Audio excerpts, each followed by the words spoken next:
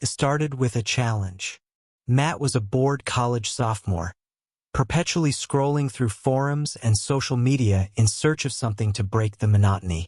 His roommate, Jake, an amateur hacker and conspiracy enthusiast, was the one who first suggested the idea. "You've heard of the deep web, right?" Jake asked one evening, leaning back in his chair with a mischievous grin. Matt shrugged.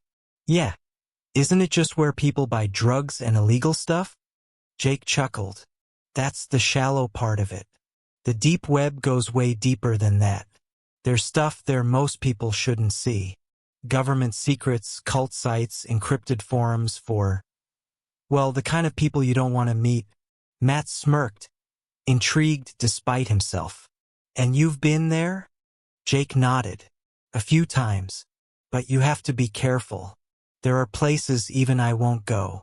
Rumors of live streams that, well, let's just say they don't end well for the people involved." It sounded like a challenge, and Matt, never one to back down, decided he'd try it. Jake set him up with the tools: a Tor browser, a secure VPN, and strict instructions. "Whatever you do, don't use your real name, don't download anything, and if you see something weird, just get out," Jake said, his usual cocky demeanor replaced with uncharacteristic seriousness. "People on the deep web can track you if you're not careful." Matt rolled his eyes. Yeah, I got it. It was a Friday night, and the campus was quiet. Most students were out partying, but Matt sat in his darkened dorm room, the glow of his laptop screen lighting his face. He navigated through the Tor browser, scrolling past cryptic forums and bizarre message boards. Most of it was mundane discussions about cryptocurrencies, survivalist blogs, and amateur hackers' trading tips. It was underwhelming, to say the least. But then he found the hidden eye. The link had no description, just a single ominous title.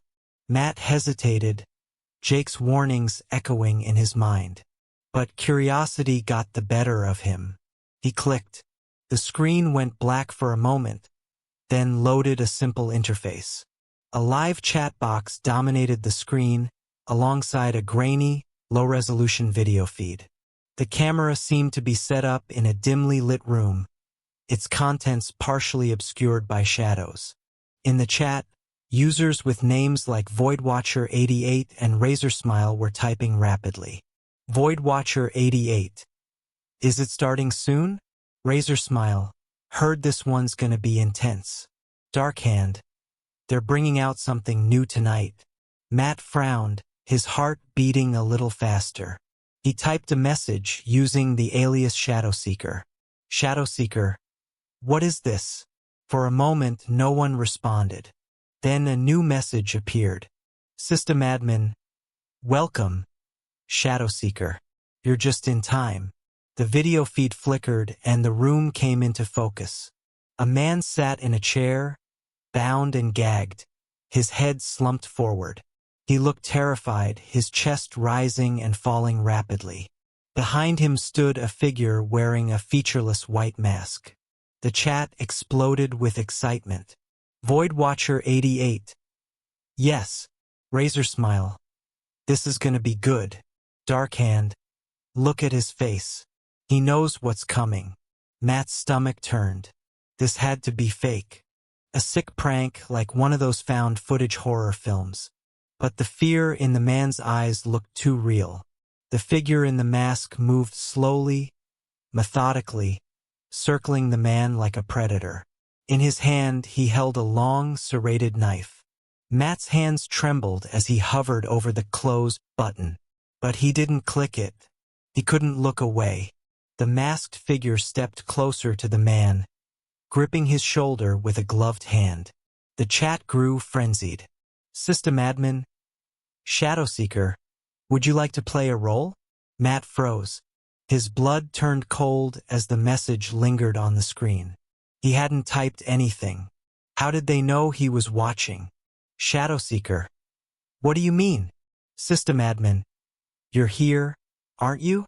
Let's make it interesting. Choose what happens next." Two options appeared on the screen. Knife. B. Electric. Matt's heart pounded in his chest. This couldn't be real. It had to be some twisted interactive video, a psychological trick to scare viewers. But as his mind raced, the man on the screen began to struggle, his muffled screams growing louder. The masked figure tilted his head, waiting. SystemAdmin. Choose. Shadow Seeker. I didn't sign up for this, Matt whispered, his fingers trembling as he moved the mouse. In the chat, others egged him on. Void Watcher 88. Do it. Razor Smile. Don't be shy, Shadow Seeker. He clicked the X to close the window. Nothing happened. His screen flickered, and a new message appeared.